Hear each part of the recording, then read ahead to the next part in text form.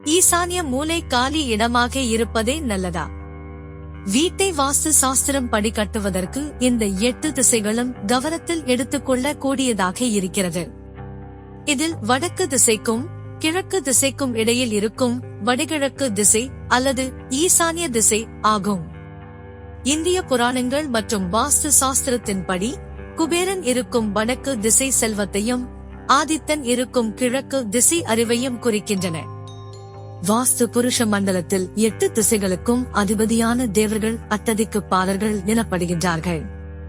வடக்கு திசைக்கு குபேரனும், கிழக்கு திசைக்கு ஆதித்தனும், தெற்கு திசைக்கு யமனும், மேற்கு திசைக்கு வருணனும் அதிபதிகளென குறிப்பிடப்படுகிறார்கள்.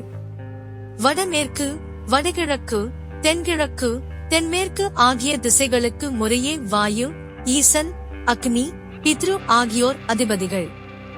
இந்து தத்துவங்களின்படி நிலம் உயிர்ப்புள்ள ஒன்றாகவே கருதப்படுகின்றது.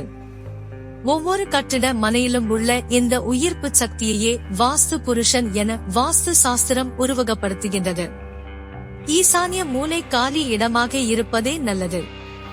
அதையும் மீறி சிலர் வாஸ்து சாஸ்திரத்தில் நம்பிக்கையின்மையாலும் அதை பற்றி முழுமையாக அறியாததனாலும் கட்டிடங்களை கட்டுவதால் அந்த வீட்டில் வசிப்பவர்களுக்கு வாரிசுகள் உருவாகாமல் போகும் நிலை, பொருளாதார சீரழிவு போன்றவை ஏற்படுகிறது. துஷ்ட சக்திகள் வீட்டில் புகுந்து தொல்லைகளை ஏற்படுத்தும்.